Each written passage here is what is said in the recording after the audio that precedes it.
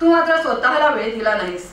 म्हणूनच सेवानिवृत्तीनंतर तुझे छंद आवड जोपासण्यासाठी, स्वतःला निवांत वेळ देण्यासाठी तुझे उर्वरित आयुष्य सुखी, समाधानी व निरोगी जावो ही स्वामींचरणी प्रार्थना.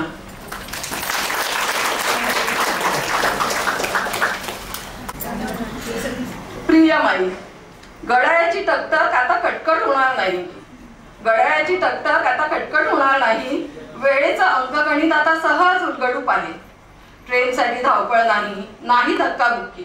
ट्रेनसाठी धावपळ नाही, नाही धक्काबुक्की. बायोमेट्रिकचीही भीती नाही, घे सुखाची डुलकी. जेवणाचा डबा आता सांभाळायचा नाही. जेवणाचा डबा आता सांभाळायचा नाही. गरम गरम पोळी भाजी आणि वरण भाताचा घास घे. पर्समध्ये घमघमणार नाही डब्यातली सांडलेली करी. पर्समध्ये घमघमणार नाही डब्यातली सांडलेली करी. घे श्वास तू मोकळानं आकाशी उंच भरारी. ऑफिसमध्ये कामाचे टेन्शन आता असणार नाही. ऑफिसमध्ये कामाचे टेन्शन आता असणार नाही. बॉस, कलीग यांच्यासोबत गप्पाही रंगणार नाही. तारेवरची कसरत आता पूर्णपणे संपेल. तारेवरची कसरत आता पूर्णपणे संपेल. तुझा छंद, तुझी आवड वयाच्या पल्ल्यात फुलेल. आणि हो, असंच जग तू स्वच्छंदपणे, जग तू स्वतःसाठी. असंच जग तू स्वच्छंदपणे, जग तू स्वतःसाठी. मुक्त हो सर्व बंधनातून, जुगारून वयाची अडकाठी. क्षितिजालाही वेस घाल तू, क्षितिजालाही वेस घाल तू. आकाश पडो ठेंगणा, उदंड निरोगी आयुष्य लाभो तुझं हीच श्रींचरणी प्रार्थना. आमचे एपिसोडचे दिवस खूप चांगले गेले आणि तसे चांगले जातात आमचे पण दिवस गेले. We all were pregnant during it that time only. All ladies were. So we are young, no? At that time. Now also we are young only. आणि म्हणजे माधुरी मोरे आणि माझी तिची ओळख म्हणजे भांडणातच झालं होतं. माधुरी म्हणजे तुम्हाला सगळ्यांना माहिती है, एकदम स्ट्रेट फॉरवर्ड. एक बार बांध निकला तो वो फिर रुकेगा नहीं. मतलब ऐसा है कि वो एक बार कमिट किया तो खुद का भी सुनेगा नहीं. सलमान खान जैसे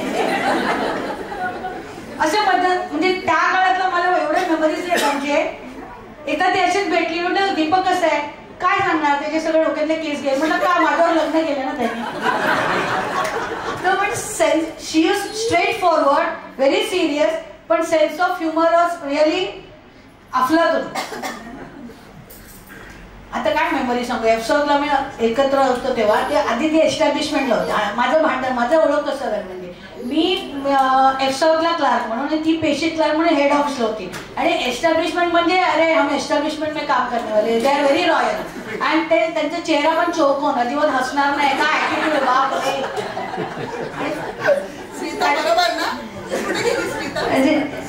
म्हणजे जसं काय त्यांच्या खिशातच आपल्याला पगार देतात असं त्यांचं. मी जस्ट ML वरनं आलेली. आणि मला म्हणजे मुलाला बरं नव्हतं म्हणून मला पुढे रिझल्ट द्यायला लागला आणि मला MME ला पाठवलं. मग मुलाला बरं नाही, मुलाला बरं नाही म्हणून मी अर्ज लिहिलाय. ही इज नॉट कीपिंग वेल, तू मला का पाठवते MME ला. तर ते म्हणते का माहितीये, मुलगा BMCत नाहीये, तू आहे, तुलाच पाठवणार मी. This is the dialogue, this is happen Madhuri.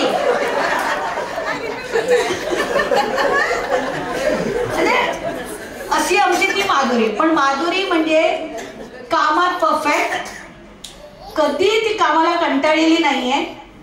घरी एवढं काम असून म्हणजे घरचं सगळं काम करून मुलांचं, you know we have gone through all those things, but she was very happy. ऑफिसमध्ये आले की ती काम करायची. एस्टॅब्लिशमेंटला काम करून एफसाऊथला ती बदलीला असेसमेंट आली. म्हणते हे कोण काय करणार आहे, लेजर विजर काय आहे, मला नाही आवडे. असेसमेंटचं काम, एस्टॅब्लिशमेंटचं काम म्हणजे काम काय काय, ह्याला काय इंटरेस्टच नाही, मला इंटरेस्ट नाही या कामात. पण असं करता करता करता she has now promoted as superintendent and she is retired on the table of superintendent. It's a very appreciable and credit goes to I think Deepak only. काय बरोबर आहे. दीपक सकाळीच मला फोन करून बोला असं बोलायचंय तुला. See, she is so smooth with husband.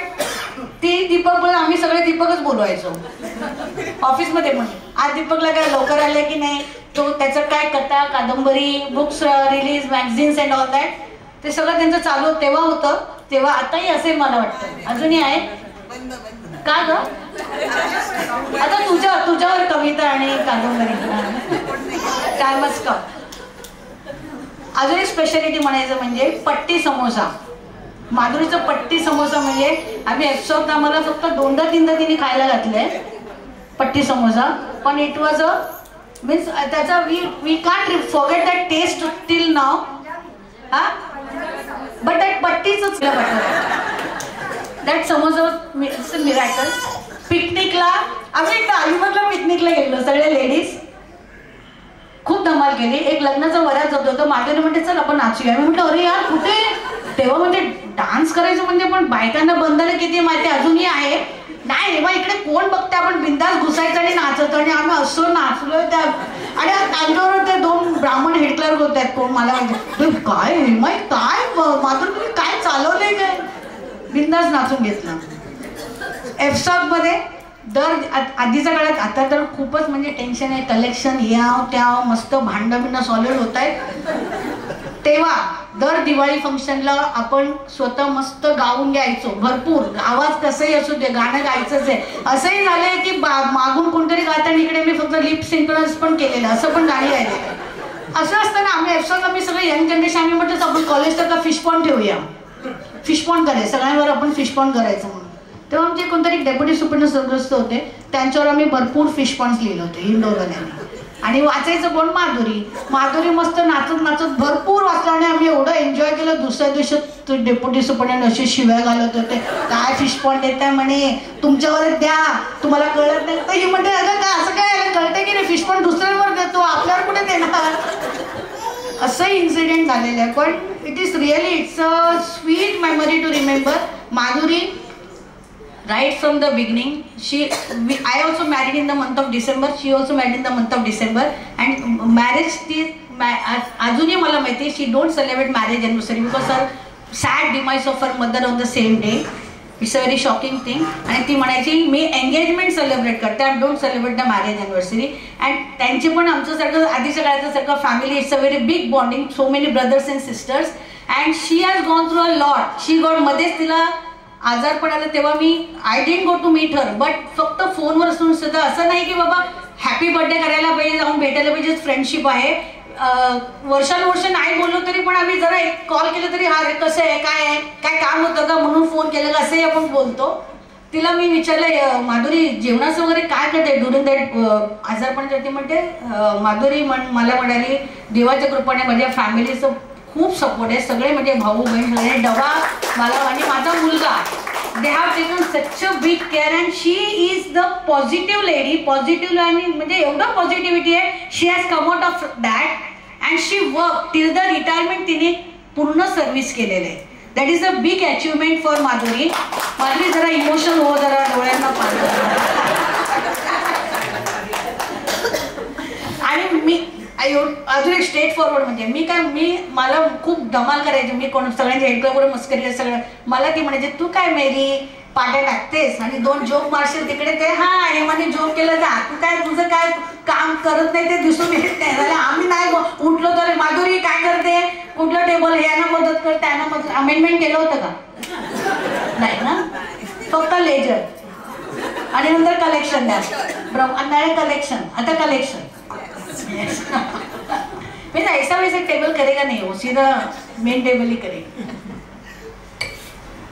अजून एक मेमरी होतं माझं 2000 to 2014 it's a golden era असंच म्हणू शकतो. आता आपल्याला लाखोने पगार आहे बट वी डोंट एन्जॉय. तेव्हा आपल्याला पगार कमी होतं, खाण्यापिण्याचं प्रॉब्लेम होतं, तांदूळ काय आपल्याला 25-26 रुपये किलोमध्ये मिळत होतं. पण आता आपल्याकडे एवढं असून 70-80 रुपये we don't enjoy that. That days are very memorable. आणि माधुरी कुठे जगाच्या पलीकडे मला ती म्हणाली गावी घर बांधले आपण तिकडे पिकनिकला जायचंय म्हणून. आणि नक्की हा मी सगळ्यांसमोरच सांगते म्हणजे नाही तर तू जवळचे कमिटमेंट. आता तिचं मी कॉलेजेस बद्दल बोलते. सिन्सिअर वर्कर आणि घरी पण तिला she had gone so many family problems but she stood strong. आणि ती because of her positive nature ती प्रोग्रेस करत गेलेली आहे. आणि नाव शी हॅज अचिव्ड एव्हरीथिंग. असं काही राहिलेलं नाही की बाबा something is left now. She has achieved everything. Just आता तिला मी एकच सांगते की I don't have to tell her, she will enjoy her life, she will enjoy life to the full. Now तर doctor is also doctor, elder son is engage, दीपकला दुसरं लग्न करायचं तर त्याला तो मदत कर. आता मला सांगतो ती मस्त नटली आहे, म्हणजे आज तर त्याला असं वाटेल आय लव्ह यू वगैरे तो म्हणेल म्हणून दीपक.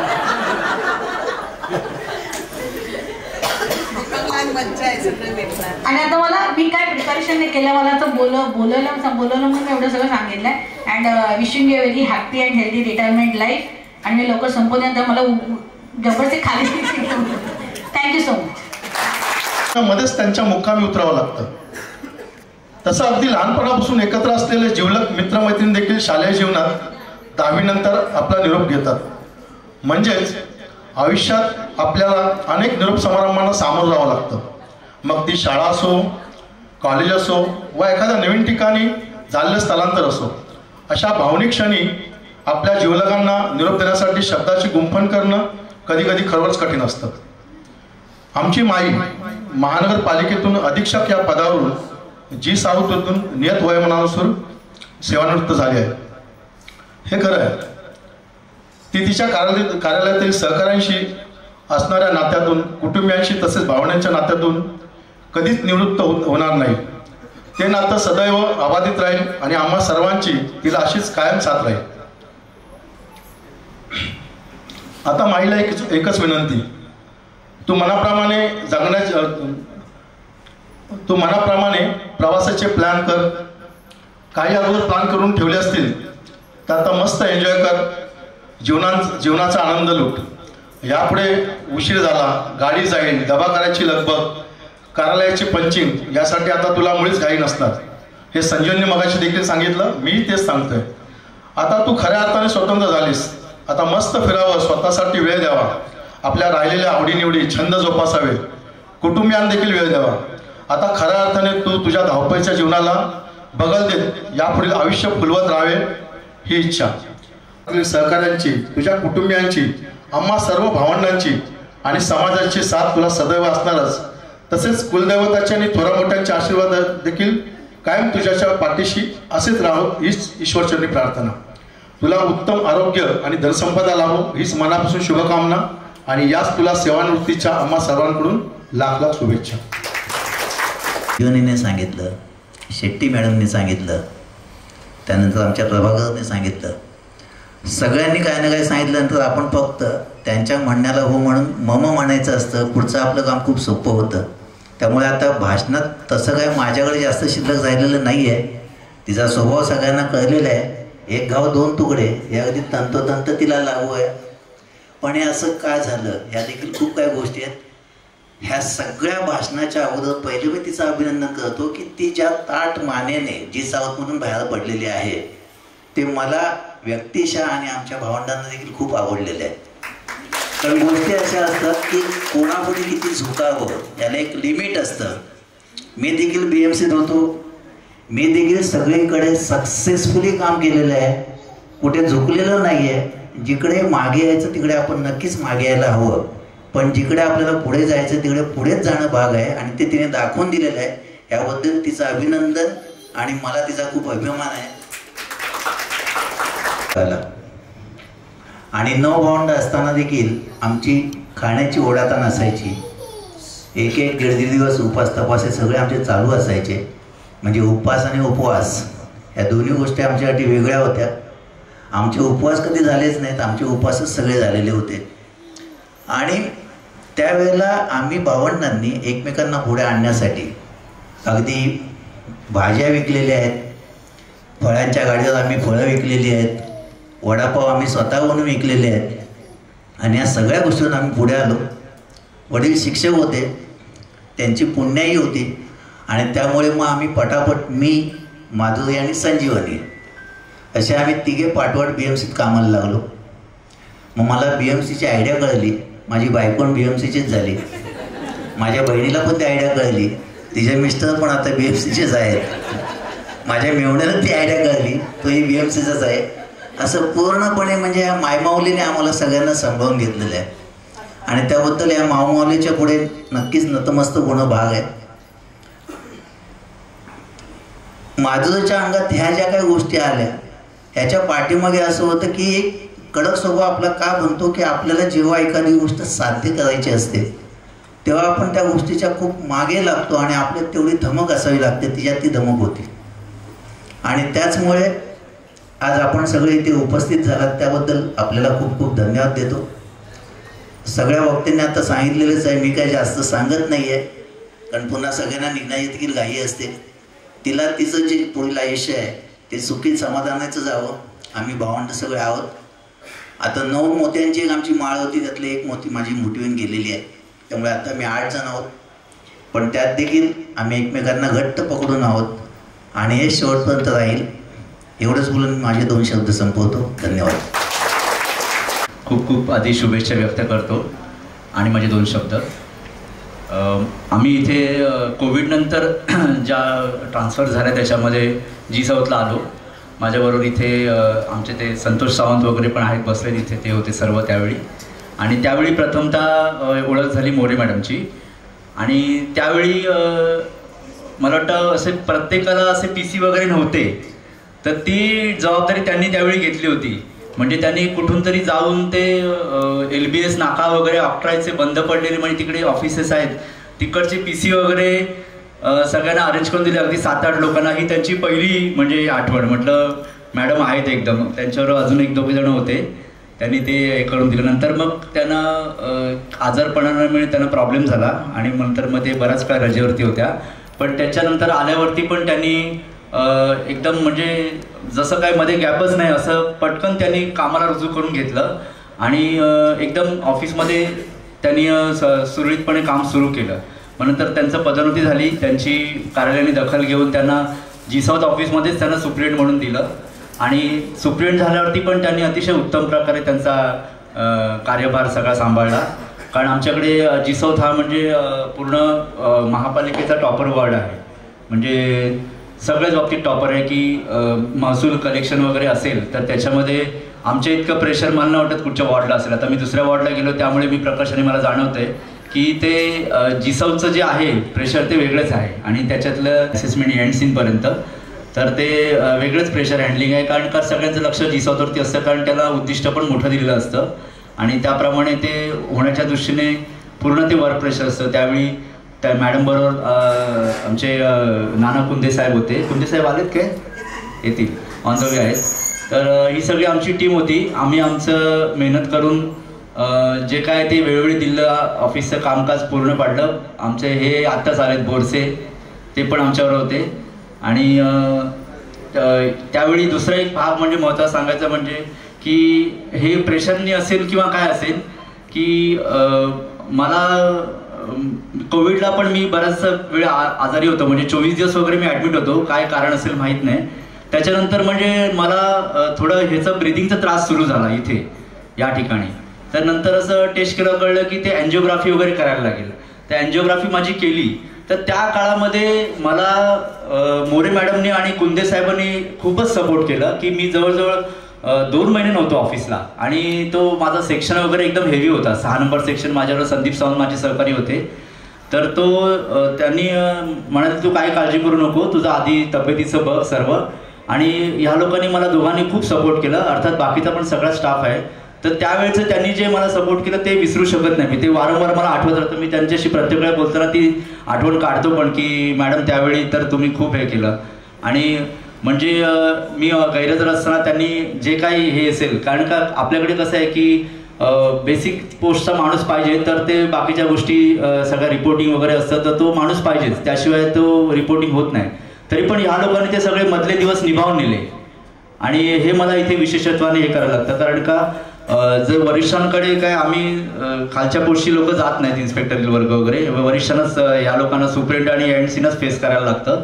तर त्या प्रकारे त्यांनी ते उत्तम प्रकारे हाताळलं. अगदी माझ्या घरी वगैरे येऊन मला सांत्वन दिलं की तुम्ही काही काळजी करू नका, सगळं आम्ही ते निभावून नेऊ. आणि खरंच त्यांनी निभावून नेलं. इतकं की गेल्यावरती पण तिथे मला म्हणजे तिथे जुळवून घ्यायला मला सोपं पडलं. आणि त्याच्यानंतरचं पण म्हणजे त्यावेळीचं तर आम्ही उद्दिष्ट जवळजवळ 150 कोटींनी केलं होतं. म्हणजे आम्हाला 133 कोटी दिले होते आणि मला वाटतं मॅडम आपण 182 कोटी केलं होतं. म्हणजे एखाद्या छोट्या वॉर्डचंच कलेक्शन आम्ही एका सेक्शनमधून केलं होतं. त्याच्यानंतर मग मी आजारपणातून परतल्यावरती पण दुसरे माझे सहकारी संदीप सावंत म्हणून आहेत, त्यांचा ॲक्सिडेंट झाला. म्हणजे काय कळत नाही, असं ते सगळंच प्रॉब्लेम झाला होता. तर ते पण जवळजवळ ते तर माझ्यापेक्षा जवळजवळ 6-8 महिने ते नव्हते, कारण का त्यांचा मेजर ॲक्सिडेंट झाला आणि त्यांना हेच करता येईना, म्हणजे चालताच येईना वगैरे. आता ते थोडेसे सिरावलेत. तर त्या काळात पण मग मॅडमनी वगैरे भरपूर सपोर्ट केला आम्हाला, कारण का त्यावेळी ती तशी गरज होती याची काळाची, आणि हे लोक होते म्हणून आम्ही ते निभावून नेलं. आणि याची वारंवार मला ती आठवण राहील कायमची. आणि त्यानंतर आता पुन्हा आमच्या हे झाल्या, बदल्या झाल्या. आणि आता मॅडमचं मी त्यांना आवर्जून बोलायचो की मॅडम तुमचं याला मी येणार आहे. तर नंतर मग नेमकं ड्यू डेट लागली 31 डिसेंबर. तर ड्यू डेटला म्हणजे तो ऑफिसमध्येच असतो, आता डिसेंबरच आहे. तर पण जर मॅडमला मी शुभेच्छेसाठी फोन केला होता तेव्हा त्या म्हणाल्या की नाही, मी नंतर फंक्शन ठेवलं आहे, तुला यायचं आहे. आणि त्यांनी अगदी पत्ता वगैरे देऊन सगळं म्हटलं बरं झालं चला नंतर म्हणजे ठेवलं. कारण का त्या याच्यामध्ये आम्हाला असं ऑफिसमधून निघताच येत नाही, एवढं ते आपल्याकडे आता वर्क प्रेशर झालेलं आहे आमच्या डिपार्टमेंटला. तर त्याप्रमाणे आज इथे मॅडमनी बोललं आणि त्यांना शुभेच्छा पर्सनली द्यायची संधी दिली, त्याबद्दल मी त्यांचा आभार मानतो. आणि त्यांना निवृत्तीनंतरचं आयुष्य सुखाचं, समाधानाचं, आरोग्याचं, भरभराटीचं आणि उत्तम वाचनाचं जावं. त्यांना वाचायची आवड आहे, तर त्याचं त्यांना शुभेच्छा देतो आणि 2 शब्द संपवतो. धन्यवाद. पहिल्यांदा तर थँक्यू सो मच, तुम्ही इथे सगळे आलात. आणि आईचं स्वतः म्हणजे तिला आवड आहे लिहायची, लेखनाची आवड आहे, वाचनाची आवड आहे. तर मग तिच्याशीच इन्स्पायर होऊन मी एक कविता केली आहे तिच्यावर. About to board a really long flight, be ready to witness life's different side. New adventures, new ambition, be ready to accomplish. With your perseverance and dedication, a new path to establish. Since childhood, always coming first, avoiding all distractions, learning, excelling, again being ready to learn anew, seems like a chain reaction. Waking up at 6, sleeping at 12, tirelessly balancing work and family, world's hardest job you conquered so easily. Your path was also not so smooth, but you still sustained. So many odd situations you had to go through, but you never complained. Time is money, you always say, but for sloth like us, it seems lecture for every day. Cleanliness OCD of yours doesn't even spare a coconut from washing. Even painful knees couldn't stop you from our floor squashing. Maintaining your honor with hard work and honesty, having work ethic like yours seems like fantasy. Example of yours, how to remain calm when we create nuisance. When we step in real world, we realize its importance. Keep working, never expect anything, as it never will be easy. You have bestowed upon us an immortal legacy. You are the one who doesn't know how to rest, motivating everyone around you to give their best. You have worked so hard, come so far, now ready to begin a new journey like a rising star. Now this flight will take you a beautiful destination. You will again excel at it, need not to mention. At last, I would like to give you advice. Learn from us, be indolent, and move to self-care from sacrifice. बद्दल तर सगळे सांगतील की म्हणजे madam कसं त्यांचं work ethic कसं आहे, किती फोकस्ड आहेत वगैरे. पण माझं त्यांचं थोडंसं असं पर्सनली खूप हे होतं की त्यावेळेला माझा खूप बॅड पॅच चालला होता लाईफमध्ये. आणि मी माझी प्रत्येक गोष्ट म्हणजे शाहसाहेब होते, मॅडम होत्या, आणि मी त्यांना शेअर करायचो की अरे असं होतंय माझ्या लाईफमध्ये. आणि जसं आता मृण्मयीने त्या कवितेमध्ये लिहिलंय ना, किंवा मगाशी पण सांगितलं की शी इज ऑलवेज पॉझिटिव्ह. नाही तू असं नको विचार करू, तुझं असं होणार, तू पेशन्स ठेव, तुझं हे होणार. आणि तेच म्हणजे 2016 पासून ते आतापर्यंत जेव्हा माझ्या पर्सनल लाईफमध्ये कधी काही आहे, माझ्या फॅमिलीमध्ये काही आहे, मी त्यांना ऑलवेज शेअर केलं. आता तर मी जिसाऊतलाच आहे, त्याच्यामुळे मग मला ते खूप असं इझी होतं. म्हणजे आज असं झालं मॅडम असं म्हणजे मी तर सगळ्यांना जिसाऊतमध्ये म्हणतोच की मी त्यांच्या मुलासारखाच आहे. मी माझं प्रत्येक गोष्ट मी त्यांना शेअर करतो.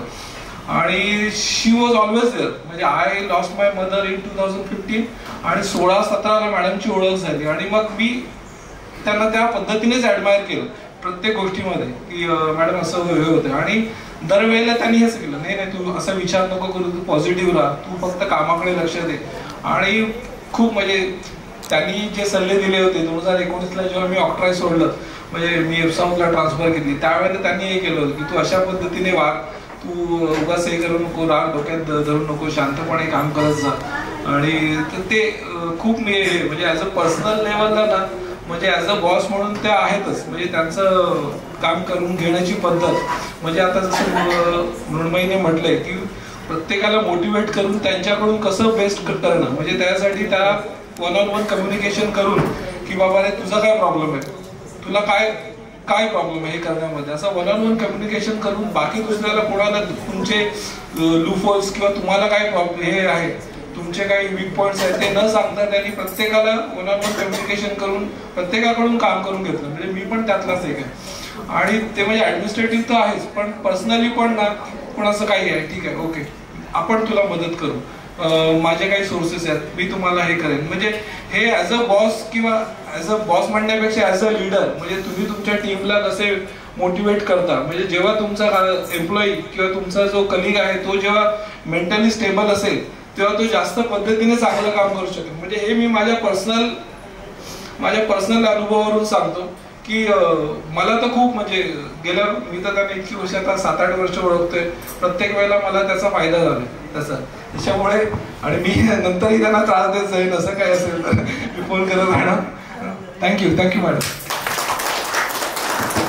अमिता पाटील मॅडम, आम्ही एकदम बच्चे म्हणतो ना, काहीच असेसमेंटचं काहीच माहिती नाही, पण त्यावेळेला आम्हाला सगळ्यांनी अतिशय चांगल्या प्रकारे सामावून घेतलं, म्हणून थोडेफार आम्ही म्हणू शकतो की चला बाबा बरे दिवस बघतोय.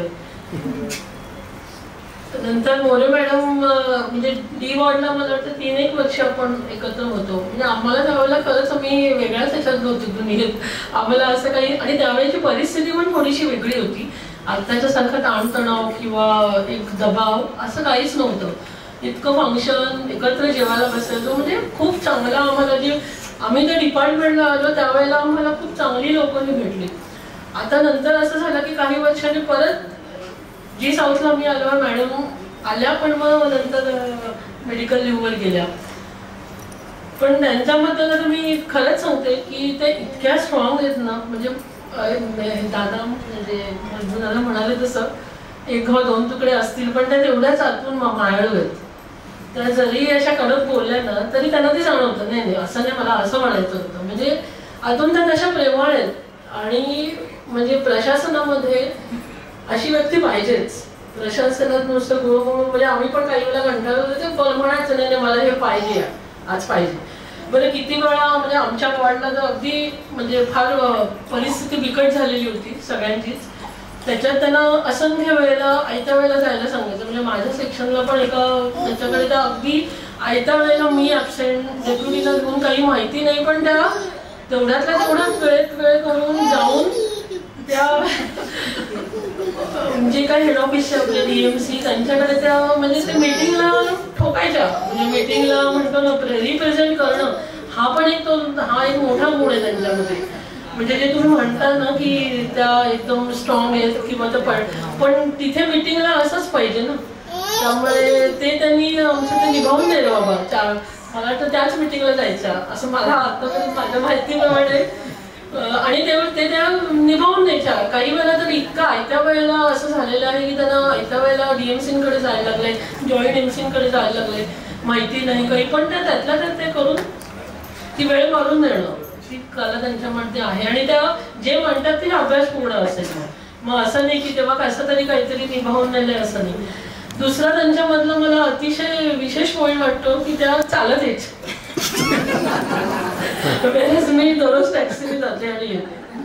मला इतकं नवल वाटायचं. म्हणजे त्या एवढ्या फिट आहेत ना, म्हणजे त्या मनाने फिट आहेत जास्त. म्हणजे शारीरिक त्याच्यातनं बाहेर आलेला माणूस एवढ्या त्या दररोज चालत यायच्या, चालत जायच्या. मला या एका गोष्टीचं म्हणजे खरंच मला काही कळत नाही काय त्यांच्यामध्ये लॉजिक आहे. त्या टॅक्सी मला म्हणायचं टॅक्सी बिक्सी काय मिळत नाही नव्हतं. आणि तो घमाघूम यायचा चालू दिवस. तिसरा मला अगदी म्हणजे आवर्जून सांगायचा मुद्दा म्हणजे त्यांचं नाच सगळ्यांनी मला वाटतं बघितलेलं आहे. आम्हाला तर 1-2 वेळा असं आम्ही कर्जतला आपण ट्रिपला गेलेलो, सर पण होते. तर जे मी DWardला अलिबागच्या ट्रिपला बघितलेलं, जे आधी असतील त्यांना आठवेल, तीच एनर्जी आणि तोच नाच. त्याच्यात जराही इतक्या वर्षांमध्ये कुठे शारीरिक दुखण्यामुळे काही कमी नाही किंवा काही नाही. तेच पोस्ट कुठचीही असो, नाच तोच. आणि त्याच तन्मयतेने नॉनस्टॉप जोपर्यंत म्युझिक थांबत नाही तोपर्यंत नाचत राहतात. म्हणजे आम्हाला नवायला वाटायचं, आम्ही आपल्या गरबा बिरबा, आमच्याकडे दिवाळीला फंक्शन झाले, आम्ही आपलं यावेळेला आमचं मस्त झालेलं दिवाळी फंक्शन, तिथपर्यंत सगळं बरं होतं. त्यामुळे ते सगळ्यांनी केलं एन्जॉय. पण तेव्हा सुद्धा जेव्हा तो थांबला वाजवणारा किंवा एक 7-7:30 झाले, आता सगळे म्हणाले भरपूर झालं, त्यावेळेला ते थांबल्या. अदरवाईज ते नॉनस्टॉप डान्सर आहेत आणि ते मनापासून नाचतात. तुम्ही सगळ्यांनी कोणी त्यांचा नाच, म्हणजे मी त्यांना आत्तापण म्हटलेलं मी तुमच्या निवृत्तीच्या याने डान्स पाहिजे. नाचतात ना त्याच्यात मोरे मॅडम आहेत आणि त्या मनापासून नाचतात. त्यांचा एक वेगळा डान्स हा वेगळा प्रकार आहे. तुम्ही ऑब्झर्व करा. आपण असंख्य आता टीव्हीवर तर बरेच कोरिओग्राफर किंवा डान्स शो आहेत, पण त्यांची एक वेगळी लकब आहे नाचायची, हे मला वाटतं सगळे मान्य करतील. त्याच लकबीने नाचतात आणि नॉनस्टॉप जोपर्यंत म्युझिक थांबत नाही तोपर्यंत गमत नाही. तेव्हा त्यांचे पाय नाही दुखत, मग म्हणतात नंतर काय होईल ते होईल उद्या. पण ती मनाची जी त्यांची शक्ती आहे ना खूप पॉझिटिव्ह आहे आणि अतिशय एनर्जेटिक आहे. त्या आता निवृत्तीला आल्या आहेत हे आता सांगितलं तर नवल वाटेल, एवढ्या त्या म्हणजे अंगात म्हणजे पॉझिटिव्ह मृण्मयी म्हणाली तशी ती पॉझिटिव्हिटी आहे आणि ते खरंच चांगलं आहे की अजूनही त्या त्याचा चांगला वापर करू शकतात. मी तर त्याला म्हटलंय तुम्ही कुठचं तरी असं सोशल काहीतरी एखादी ऍक्टिव्हिटी घ्या, कारण ते बुद्धिवादी आहेत. त्यांचं कसं आहे की बुद्धिवादी माणसांशी त्यांचं पटकन पटतं, नॉलेज, डीप नॉलेज किंवा असं, तर त्यांना ती आवड आहे, लिखाणाची आवड आहे, वाचनाची आवड आहे. तेव्हा आपण त्या डी वॉर्डमध्ये ऑफिसमध्ये पेपर वाचायचं थोडा वेळ, तेव्हा चालायचं आमच्याकडे. त्याच्यानंतर मी कोणाला पेपर वाचताना बघितलं नाही इतक्या वर्ष, एवढा काळ बदलला. पण ती त्यांना आवड आहे वाचनाची किंवा हे एक काही चांगलं वाचणं, चांगलं बघणं, आणि त्यामुळे त्यांच्याकडे ती उत्स्फूर्त कला आहे लिहिणं किंवा कविता पण त्या करतात. आता त्यांनी कवितेवर थोडं मृण्मयीने तर इंग्लिशमध्ये कविता करून म्हणजे एकदम बॉम्बच टाकलाय. आम्ही आतापर्यंत मराठी कवितांपर्यंत पोहोचलेलो, मृण्मयी नेक्स्ट जनरेशन. येस, आणि अतिशय सुंदर कविता केली तिने. तर मॅडमना मला असं सांगायचं आहे की तीच पॉझिटिव्हिटी ठेवून तुम्ही एखादं काही सोशल याच्यामध्ये त्याचा चांगला वापर होऊ शकतो. आणि तुमच्या कवितांवर फोकस करून एखादा कार्यक्रम आम्ही याच हॉलला तुमच्या पुस्तक प्रकाशनाला येऊ अशी मी आशा करते. आणि अतिशय सुंदर म्हणजे ताठमानेने जे दादा बोलले, ताठमानेने ते निवृत्त झाल्या 31 तारखेला.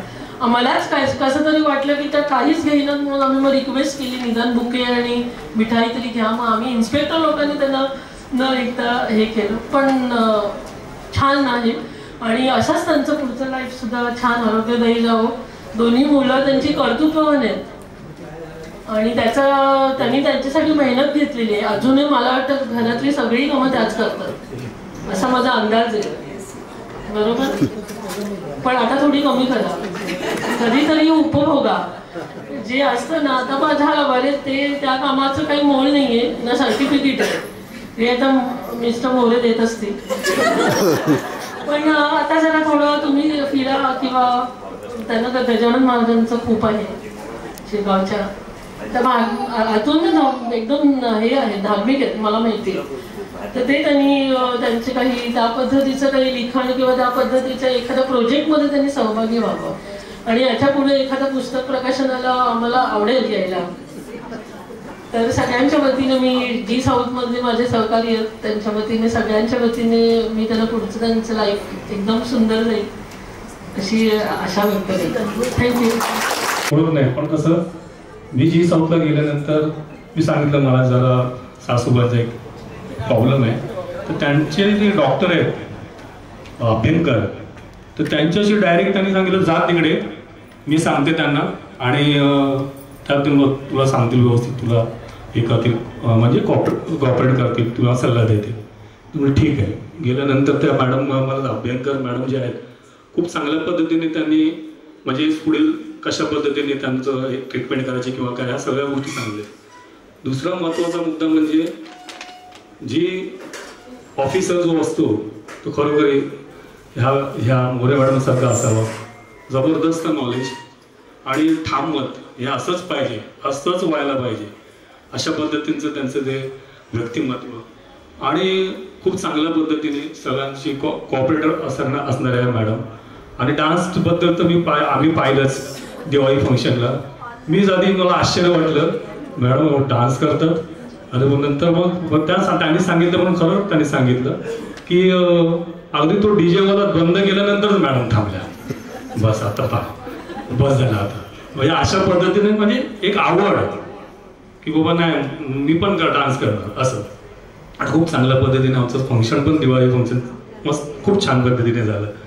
तर अशा आमच्या मोरे मॅडम यांना पुढील आयुष्य सुख समृद्धी भरभराटीचं आणि विशेष म्हणजे त्यांना आरोग्य जावं असे मी ईश्वरचरणी प्रार्थना करतो.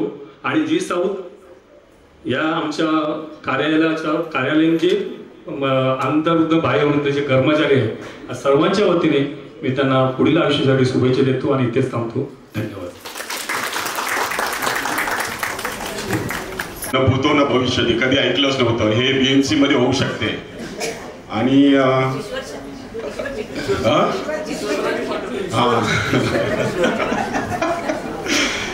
तर अशा लॉटरी सिस्टम मध्ये आम्ही भेटलो. पण म्हणतात ना काहीतरी चांगलं होण्यासाठी काहीतरी आपण वाईटातून पण चांगलं होतं. आम्ही एसवाडला होतो, असेसमेंटला संपूर्ण आयुष्य गेलो. अकरायला कधी काम करायचं नव्हतं, करायची सवय नव्हती, काही माहीत पण नव्हतं.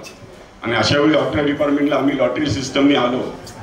पण जसं संजयनी सांगितलं की त्याला आई मिळाली, तर तुम्ही जे माई माई करता ही मला ताई मिळाली. तेव्हा खरंच मला इतका सपोर्ट केला.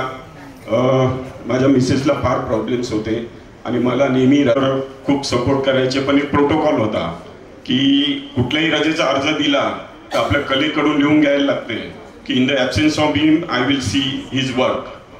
तर पहिल्यांदा जेव्हा अर्ज घेऊन होतो तर मी थोडं टेन्शनमध्ये होतो, नवीन सगळे. तर म्हणाले शाह साहेब काय प्रॉब्लेम, म्हटलं असंच आहे, द्या ना मी सही देते. आणि त्याच्यानंतर जेव्हा मी रजा घेतली मला हक्काने त्यांनी सही दिली आणि लहान भावाप्रमाणे त्यांनी मला सांभाळलं. आणि हा एक त्यांचा गुण आहे. तर तुम्ही सांगितलं की भावा बहिणीचा बॉन्ड चांगला आहे, प्रश्नच नाही. पण तुमचा अजून एक भाऊ आहे, कधी पण हे लक्षात ठेवा. आणि तुमचं निवृत्तीनंतरचं आयुष्य सुखाचं समाधानाचं आणि निरोगी जावं ही शुभेच्छा. अंबोणकर कुटुंबियांचे मी आभार मानतो. कारण का त्यांनी माझ्यासारख्या माणसाबरोबर सरस्वतीशी माझं लग्न लावून दिलं. अफाट बुद्धिमत्ता तिच्याकडे आहे आणि त्या बुद्धिमत्तेचा मला प्रत्येक वेळी उपयोग झाला.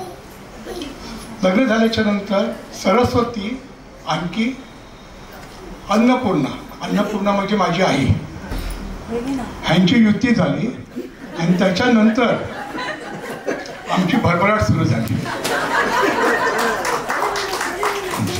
हे महत्त्वपूर्ण आहे कारण का माझ्या आईचा तिने खूप चांगल्या प्रकारे सांभाळ केला. जसं आता तुम्ही सर्वांचे जे गुणगान गायले ना तसं ते गुण तिच्यामध्ये तिच्या आई वडिलांचे सर्व गुण तिच्यामध्ये उतरलेले आहेत आणि त्याप्रमाणे तिने प्रत्येक प्रत्येक गोष्टीमध्ये मला सहकार्य केलं. हा महत्त्वाचा वाटतं आहे. आणि आज त्याच्यामुळे आज मी ह्या लेवलला इथे आलेलो आहोत.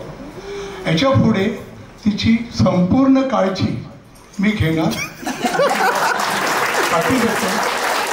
मी माझे भाषण पूर्ण करतो.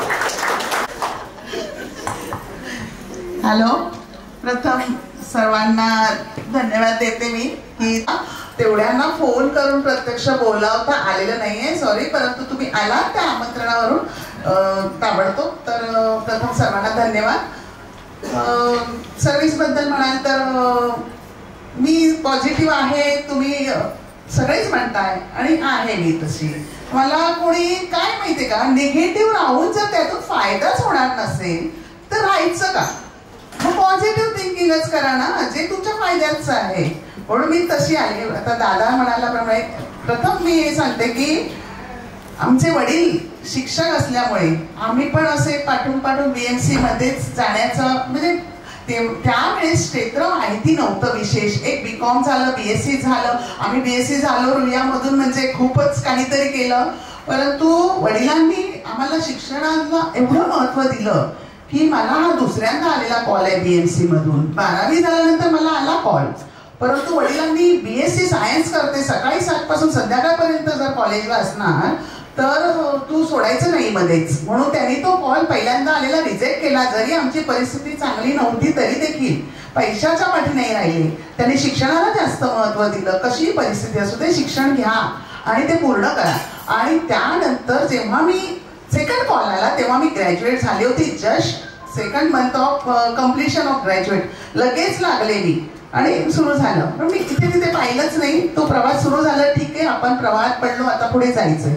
आणि देवाच्या कृपेने मला कुठेही हातपाय मारावे लागले नाही. नंतर क्लार्क म्हणून जेव्हा झालं, नंतर इन्स्पेक्टरची परीक्षा झाली. इन्स्पेक्टरची परीक्षा तर मृण्मयी होण्याच्या 1 आठवडा अगोदर झाली. म्हणजे मी त्या कंडिशन मध्ये परीक्षा दिली आणि जस्ट आठवड्याला नेक्स्ट याच मंडेला परीक्षा झाली, नेक्स्ट मंडे मृण्मयी झाली. अशा परिस्थितीत मी ती परीक्षा दिली होती आणि त्याच्यातूनच पुढे मी पदोन्नती घेत आज सुप्रिटेंडंट पर्यंत आले. हा मध्ये जे मला आजारपणाचं दुःस्वप्न म्हणेल मी त्याला व्हॅल्यू नाही देत. दुःस्वप्नच म्हणायचं ज्याच्यातून मी माझ्या भावंडांच्या आणि आपल्या कलिग सगळे माझे सहकारी त्यांच्या कृपेने मी त्यांच्या सहकार्याने म्हणजे मानसिक आणि शारीरिक दोन्ही पद्धतीने मला त्यांचं पाठबळ मिळालं आणि मी त्याच्यातून बाहेर आलं. ती ईश्वरी कृपा आणि माझ्या आईवडिलांची आशीर्वाद माझ्या पाठीशी, म्हणून मी त्याच्यातून बाहेर पडले. मी त्याला हेच नाही देत की ते होतं कधीतरी दुःस्वप्न पडलं ते गेलं निघून, तिकडे बघायचं नाहीये, पुढे जायचं. आणि त्याच्यातून मी पुढे आले. आणि माझं ऑफिसचं कलिग म्हणजे एक आयडॉल असतात प्रत्येकाचं. पहिलं म्हणजे मी BMC मध्ये शिरले ते माझं आयडॉल म्हणजे माझा स्वतःचा भाऊ, ज्याचं अक्षर अफाट सुरेख, त्याचं वागणं बोलणं मला ते कितपत झेपलंच नाही येते, कारण त्याचं मितभाषी किंवा कमी साऊंडमध्ये बोलणं माझं नाहीये तसं. थोडं माझं टोटली म्हणजे मधूची बहीण हे कोणाला पटत नव्हतं. परंतु फक्त टॅलेंटवर म्हणाले हा ही असू शकते मधूची बाई, कारण हिचं हे आहे तेवढ्या ऐकत, त्यामुळे तेवढंच मॅचिंग आमचं. बाकी स्वभावात टोटल भिन्न. परंतु तो मला गरजेचा वाटला, कारण मी मुळात आउटडोर डिपार्टमेंटला असल्यामुळे तिथे 90% जेंट्स स्टाफ आहे. तर तिथे असं नाही बोलायचं, कुचू हळू बोलायचं नाही. तिथे अर्थ वेगळे काढले जातात. तिथे अप्राय नाका आहे. म्हणून मी मला असं परखड बनवलं की नाही, इथे आपल्याला स्पष्ट बोललं पाहिजे, 4 चौघांसमोर मोठ्याने बोललं पाहिजे, जे इथे कुठेही लपंडाव नको. त्यामुळे मी अशी बनत गेली आणि ह्या फील्डला ते गरजेचं आहे. कारण आपल्याला सगळ्या आता आपण बघतो बिल्डर पासून सगळ्यांशी आपण टॅकल करत असतो प्रत्येक गोष्टीला. कोणी राजकारणी येतात, कोणी सगळ्यांशी बोलायचं असतं. मग ते ऑफिसर्स पण आपले तसे असतात, त्यांना पण उत्तरं द्यायची असतात. त्यामुळे ह्याचं आपण बनत गेलो. परंतु माझा ह्या क्षेत्रातलं पहिलं आयडॉल हे माझा भाऊच आहे. आणि त्याच्यानंतर बरेच जण म्हणजे संजय मोरे साहेब आले नंतर माझ्या आयुष्यात, नंतर शहासाहेब आले. त्यांच्याकडून तर मी सहनशक्ती काय असावी हे मी अगोदरच म्हणजे मी प्रिपेअर झाले होते ह्या आजाराच्या अगोदरच शहासाहेबांकडे बघून की सहनशक्ती कशी असावी आणि आपण समोर आपल्या नातलगांना किती म्हणजे किती करावं त्याच्यासाठी अनलिमिटेड हे मी खूप अगोदरच अभ्यासलं होतं.